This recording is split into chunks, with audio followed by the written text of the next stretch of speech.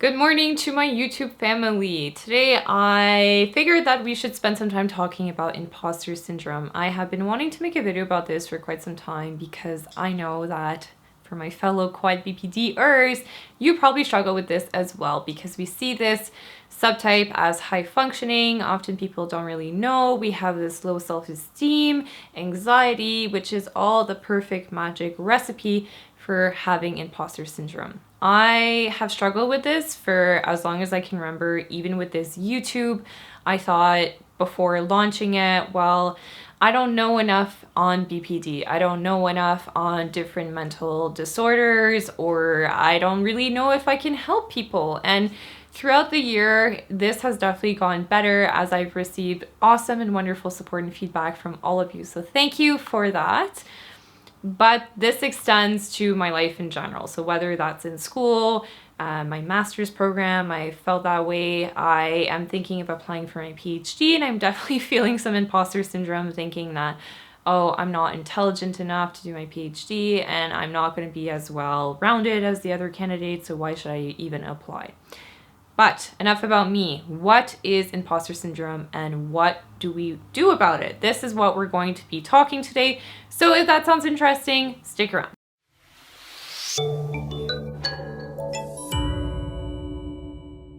So what is imposter syndrome? Essentially, imposter syndrome is this feeling of not believing in your own abilities. It's this feeling of saying, oh, this is not because of me. This is just an accident. I just got lucky. I'm not good enough. So it must be because of somebody else. Also really important to know that this is not a mental disorder, okay? This is not something that you're going to find in a DSM, and there's not necessarily a link between imposter syndrome, depression, anxiety, or low self-esteem. But from my own personal experience with myself, my clients, other people I've talked to, it seems that there are some overlap between people who have an anxious personality, who also tend to be perfectionists, and on top of that have imposter syndrome. Common signs that you may have imposter syndrome would be things like self-doubt, berating yourself, attributing your success to external factors, not believing in your own abilities. So if you notice that you have any of these things, then you might be a sufferer from imposter syndrome. Now, don't get me wrong, there are actually some benefits to this. Just bear with me for a second, okay? This is like anxiety, where imposter syndrome can actually be a great motivator for you to perform and be at your top and best self, okay? Because of imposter syndrome, you're always trying to prove yourself, which means that you're going to give your 100% all the time because you also don't believe in your abilities. So if you don't believe in yourself,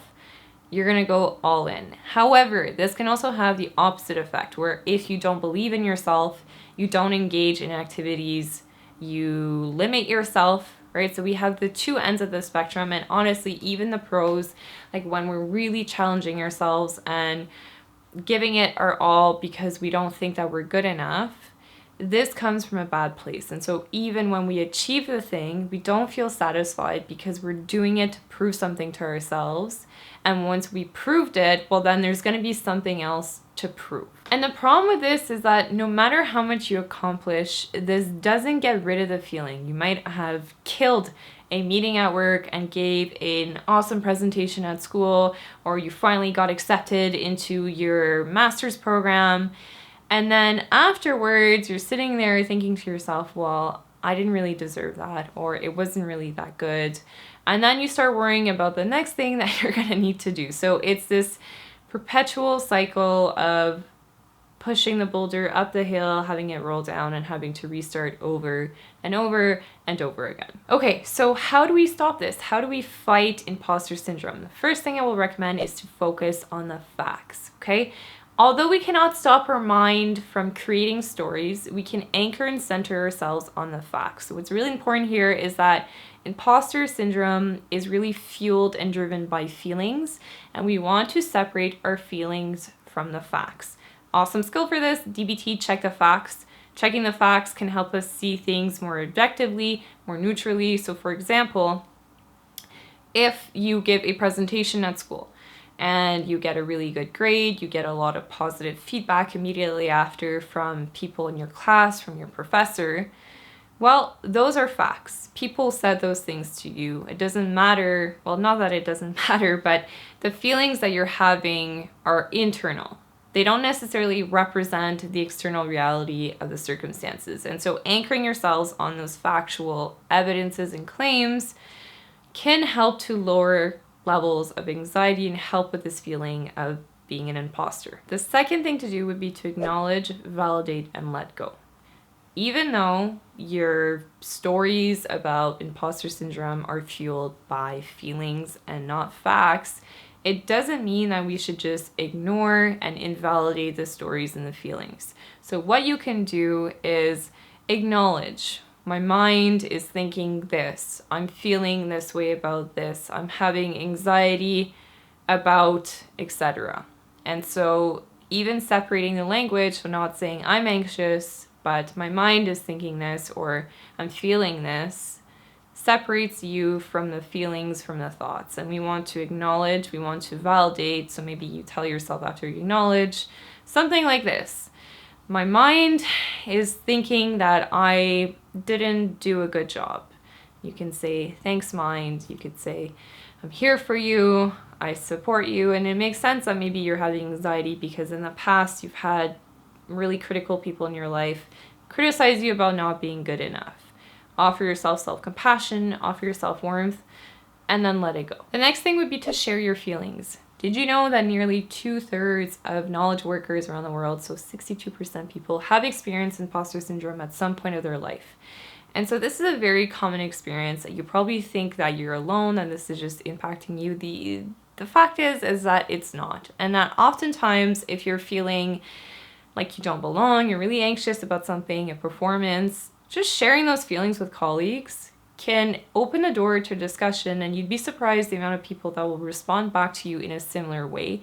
This can help to break these egocentric feelings of, this is only happening to me, to help you feel more connected to others and to lessen the grip of the imposter. The next thing you want to do is mentor others. So for example, when you're feeling like you're not good in math, and then you actually spend some time tutoring or mentoring others and you explain concepts, you realize that by teaching, you actually know way more than you believed.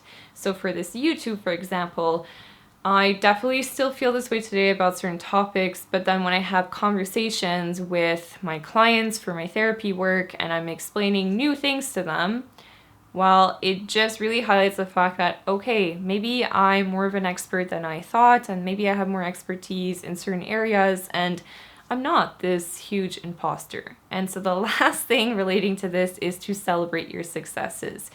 When you do an awesome job, and even when you don't do an awesome job, but you do the thing that's scary to you, treat yourself, okay? Take yourself out for ice cream. That's like my thing, that whenever I have a really hard thing coming up and I do it regardless of the outcome, I celebrate the effort. And we want to redirect our attention to celebrating the effort of the process rather than the outcomes, and this can be huge when we're trying to fight imposter syndrome. Now, this was just a brief overview of what imposter syndrome is and some quick tips on how to help with it. If you're interested in maybe me making a video that's more of a story time style video of me just really explaining how this has impacted me in my own life and kind of my personal tools and things and story of how I'm overcoming it, then let me know in the comments down below. And if you don't want that, then just leave me a comment to know what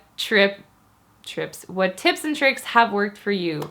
I cannot talk because it's early in the morning and I have yet to have my coffee. So thank you for bearing with me today. You're all awesome and amazing. On that note, Mojo is sleeping, but he wanted to say goodbye. Have an amazing week, and I will see you back here next time for another episode of On the Line. Bye!